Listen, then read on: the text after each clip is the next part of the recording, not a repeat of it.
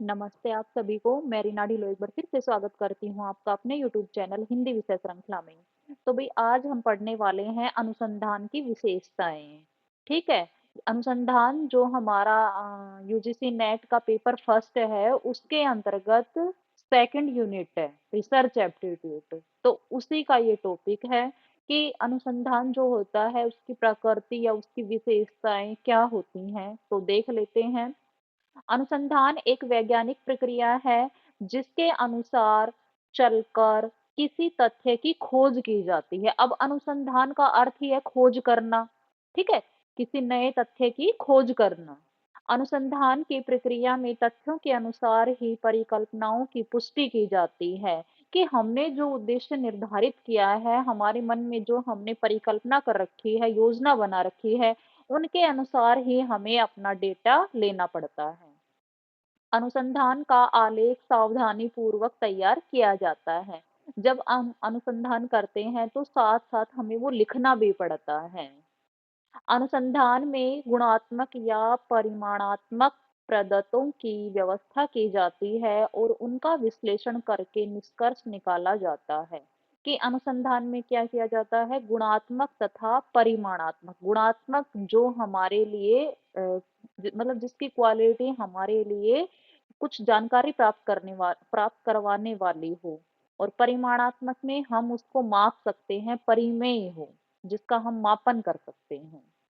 यह एक लंबी प्रक्रिया है। अनुसंधान 1-2 दिन में नहीं हो जाता है। आप जब पीएचडी करते हैं तो उसमें रिसर्च करते हैं तो सालों साल लग जाते हैं।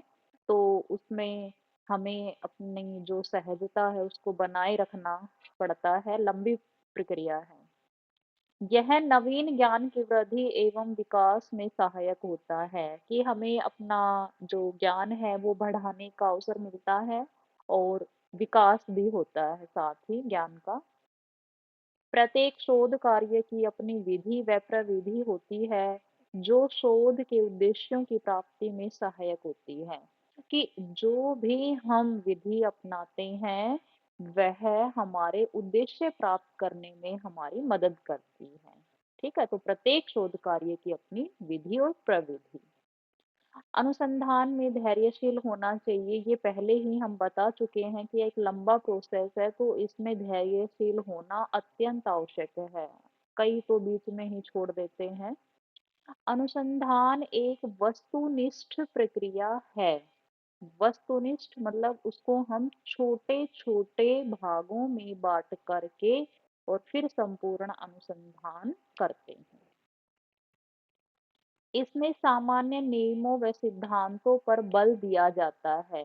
ठीक है। कि हमारे जो नियम हैं वो सामान्य होते हैं, सिद्धांत जिनका हमें पालन करना पड़ता है उन पर। इसमें व्यक्तिगत पक्षों, भावनाओं तथा विचारों को महत्व नहीं दिया जाता। अनुसंधानकर्ता अंत में निष्कर्ष निकालकर उसका सामान्यीकरण किया जाता है कि इसमें केवल एक व्यक्ति के व्यक्तिगत भाव वो की ओर ध्यान न दे करके ऐसा कुछ तैयार किया जाता है जो सभी के लिए कारगर सिद्ध हो, सभी के लिए लाभकारी हो। अब आते हैं अनुसंधान के प्रकार। तो अनुसंधान दो प्रकार का होता है, व्यवहारिक और बौद्धिक। तो व्यवहारिक देख लेते हैं। सबसे पहले इसमें क्या होता है। इसका संबंध मनुष्य की ऐसी इच्छा से है जिसके द्वारा वह ज्ञानार्जन करने के बाद उसका अन्य कार्यों में सुगमता पूर्वक प्रयोग कर सके। अर्थात कि जो वो ज्ञान प्राप्त करता है उसका प्रयोग वह अन्य कार्यों में आसानी से कर सके। बौद्धिक, इसका संबंध मनुष्य की स्वयं की जिज्ञासु प्रवृत्ति से है, और जिज्ञासु प्रवृत्ति मनुष्य को कभी भी संतुष्ट नहीं रहने देती है। कि उसने एक चीज जान ली तो उसके मन में दूसरी चीज जानने की इच्छा है वो जागृत हो जाती है। इसमें मनुष्य ज्ञानार्जन कर मानसिक संतुष्टि प्राप्त करता है। इसके अलावा अनुसंधान के अन्य प्रकार भी हैं। तो सबसे पहला है मूलभूत अनुसंधान। इसमें किसी निश्चित नियम का निर्धारण होता है। इसका मुख्य उद्देश्य नई प्ररचनाओं या रचनाओं का निर्माण करना होता है। इसमें अनुसंधानकर्ता प्राकृतिक घटनाओं को अपने अध्ययन के निष्कर्ष से संबंधित करता है कि जो भी प्राकृतिक घटनाएं घटी हैं उनका प्रयोग करता है अपने अनुसंधान में। इसका मुख्य कारण तथ्यों का एकत्रीकरण है कि जो भी डेटा कलेक्शन है उसको इकट्ठा करना है। वह तथ्यों को किसी उपयोगिता की दृष्टि से इकट्ठा नहीं करता, सिर्फ इसलिए करता है कि वे तथ्य एकत्रित करने योग्य हैं। ठीक है, वह केवल इसलिए नहीं करता कि उनका वह उपयोग करेगा, बल्कि इसलिए करता है कि वह इतने लायक हैं। फिर आता है व्यवहारक अनुसंधान। इसमें समस्या का समाधान आवश्यक है कि जो भी आपने समस्या ली है उसका सॉल्यूशन अंत में आपको देना पड़ेगा। यह विज्ञान के कुछ विशेष नियमों का किसी विशेष मामले पर प्रभाव के लिए जाना जाता है। प्राप्त परिणामों के द्वारा कि यदि किसी क्रियात्मक समस्या का समाधान हो तो वह व्यवहारक अनुसंधान की श्रेणी में आएगा।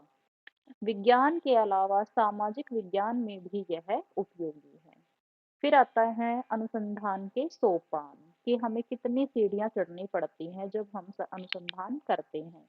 तो सबसे पहला सोपान है हमारा समस्या या उसका चयन, कि हमें एक समस्या लेनी होती है जिसके ऊपर हमें काम करना है। ठीक है, तो सबसे पहले समस्या का चयन किया जाता है। इसके अंतर्गत हम 6 सोपान पढ़ेंगे। फिर आता है परिकल्पना का प्रतिपादन, अर्थात संभावित समाधान के लिए परिकल्पना करना, मन में योजना बनाना।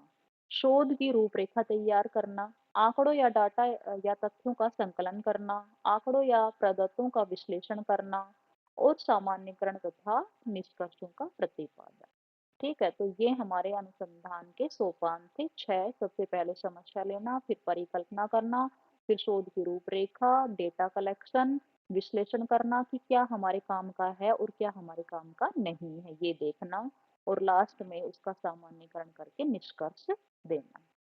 अब आते हैं अनुसंधान की विधियां। ये मैं आपको अगली वीडियो में करवाऊंगी, अन्यथा वीडियो ज्यादा लंबी हो जाएगी। तो इसी के साथ ही मैं विदा लेती हूँ आपसे। धन्यवाद।